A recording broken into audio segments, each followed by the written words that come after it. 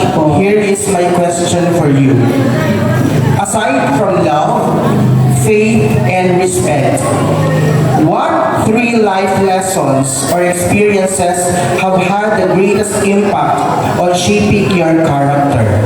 Again, aside from love, faith, and respect, what three life lessons or experiences have had the greatest impact on shaping your character? So thank you so much for that wonderful question. Well, ladies and gentlemen, the three words that shape my character as individual is first is braveness. I am brave to fight against this candidate, against other people that being discriminate me from who I am, and second being resilience.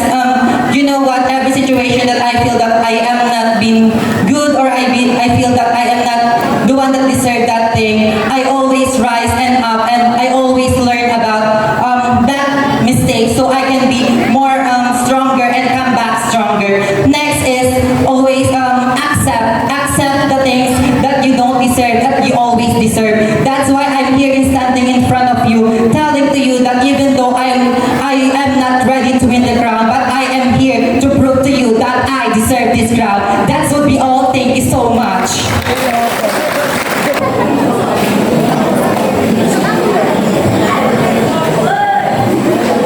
Your judge number is judge number 2. Okay. If you were to encounter internal conflict within the LGBTQ plus community itself, how would you facilitate constructive dialogue and find common ground? Again, if you were to encounter internal conflict within the LGBTQ plus community itself, how would you facilitate constructive dialogue and find common ground? Thank you so much, sir. Thank you so much for that very interesting question. And it is quietly timely since we are in the month of June and we are celebrating the magical rainbow after the rain, which is the LGBTQI community. Ladies and gentlemen, if I'm going to encounter internal dialogue, when we say internal dialogue, it is definitely going to happen inside our community. Ladies and gentlemen, to tell you a story, lately at the backstage, I was told that I'm not beautiful. I was told that I'm not good enough. But ladies and gentlemen, I want everyone to realize that I want you to exhibit how to be beautiful. Not only physically, but I want everyone to learn that when we say beautiful, it does not talk about your physical appearance. It talks about your holistic self, your holistic beauty. Ladies and gentlemen, sinabihan ako kanina na hindi ako maganda. Hindi ako kasing sexy na mga kandidata, and that is internal dialogue between me and a member of LGBTQI community lately at the backstage. But then, ladies and gentlemen, I compose myself. I am here standing in front of you to be a testament na maybe I'm not beautiful just like the other candidate. This is the real me. I did not undergo with any surgery. I did not undergo with any pills. But then again, this is the real me. Accept it or not, this is the real me. I may not have long hair. I may not have beautiful body just like the other candidate. But ladies and gentlemen, being here in front of you, showing you the true self for what and who I am right now, those internal dialogue with my LGBTQI community will not drag me as a person here in our society. I am standing here in front of you to be a real testament that if other candidate can do a lot of things, I can do it also. And I hope that those LGBTQI members who are watching tonight's competition never ever say bad words to your LGBTQI member. It can drag down one ladies. But ladies and gentlemen, despite of the things that happened lately at the backstage, I still compose myself. I'm still here, standing in front of you, to show to you that I am a better person, and above all else, the only standard of beauty that I am going to follow as my own. Thank you and good evening.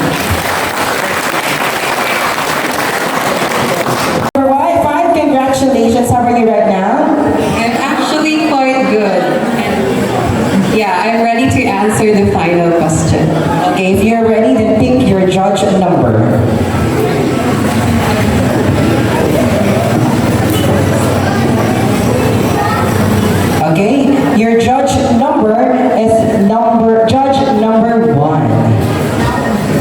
Mr. Ryan, judge number 1. Okay, candidate number 5. Good evening. This is my question to you, candidate number 5. Good evening, sir. What question have you never been asked that you would like to answer? Again, what question have you never been asked that you would like to answer? Actually, for almost 2 years of joining pageants and won a lot of crowns, not to brag about it, but for me, stopping for almost 2 years, I think the question that I would like to ask myself or to a person to ask me is, why did you come back again in the pageant industry and why did you join this kind of platforms?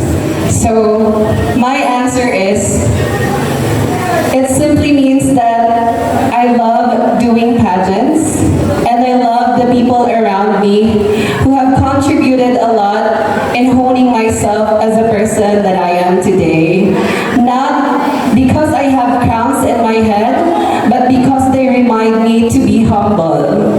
They remind me to have that kind heart that would really help individuals to feel confident about themselves, regardless of how they change physically, as I change right now, and regardless of how intellectually, capacitated they are. You can be the best version of yourself and allow yourself to always have that mindset that you can always start again and you will always win with the grace of God. Thank you so much. Okay, candidate number 4, congratulations. How are you right now? Somehow kinakabahan po kasi ito na yung final part ng event and I really have to do great on this. Okay, do your best, okay? So pick your judge number.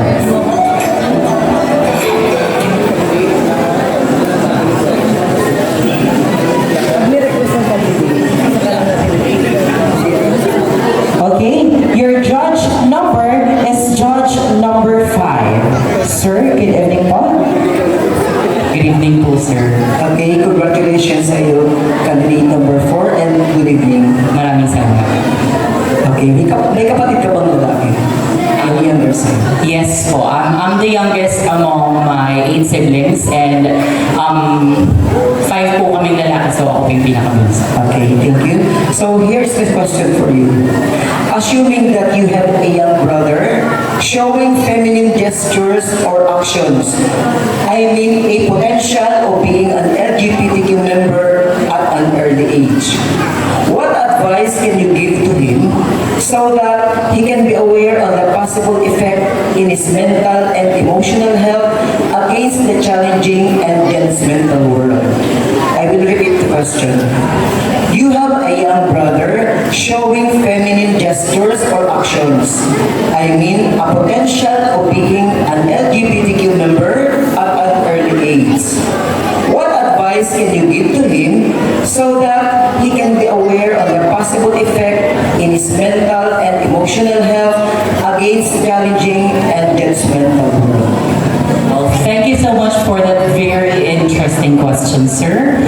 Well, first things first, I'd like to say that it's okay if I will be having a younger brother to show some sort of femininity or any sign of being part of LGBTQ community so that that younger brother of mine will be able to be aware of our life or the members of LGBTQ community at a very young age.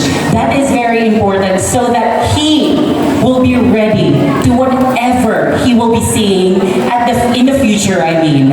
Now, the only advice that I can give to my younger brother is to definitely say that it's okay, it's normal, and he should love people who are like me. Why? Because look at me. Any one of you, or to anyone right now who's like, I'm like 5 years old, 6 or 7, look at me. Am I doing anything wrong right now? Am I saying anything wrong right now? Definitely not. So there is nothing wrong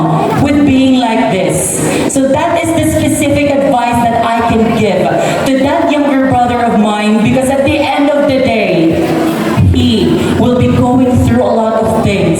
And if he knows how to respect anyone in front of him, then definitely he will be a good person. He will be a good person to anyone. Because you know what, ladies and gentlemen, we should always be good to every single person in front of us, because we don't know their stories.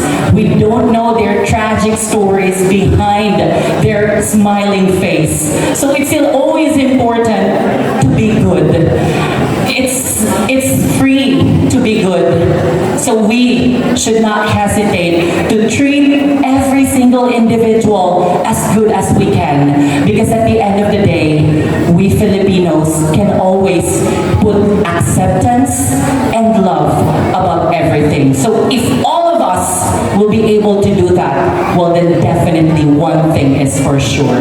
It could either be a success or a better life waiting for us in the near future. Thank you. Well, candidate number 8, congratulations. So pick your number, your judge number. Kamusta ka, candidate number 8? Well, I'm good. I'm good.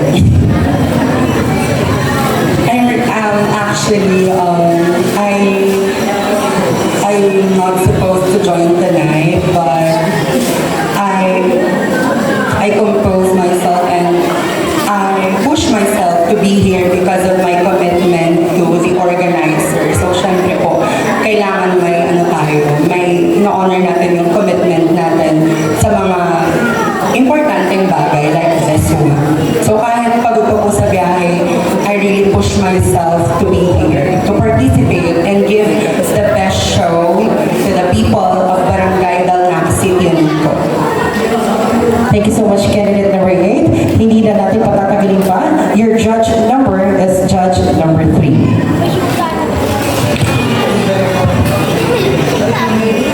Good evening, candidate number 8. Good evening po, Judge number 3. Good evening, people of Barangay Dalnac.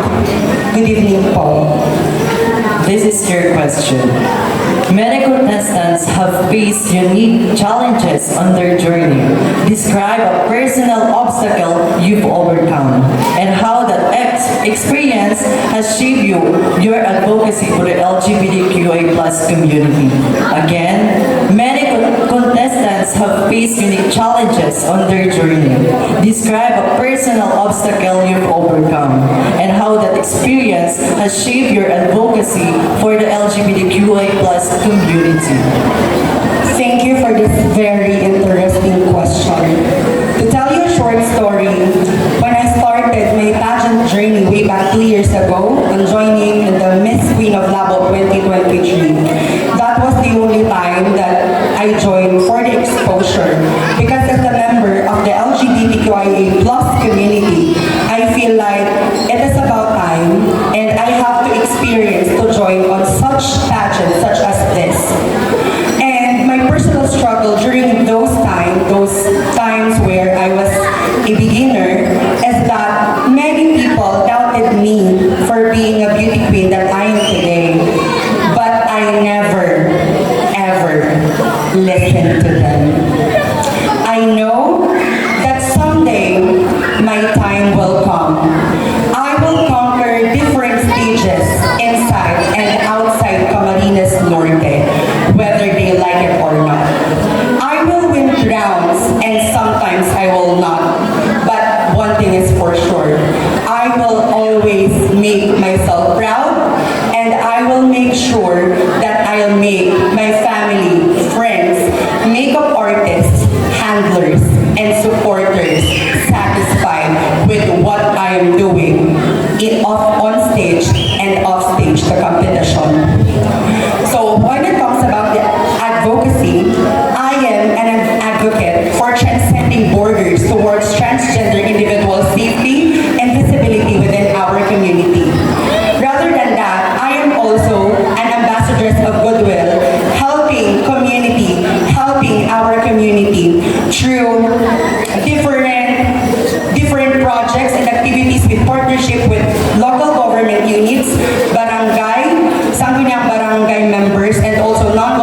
organizations to spark positive change in our community. And that is what I want to inculcate to the people watching tonight.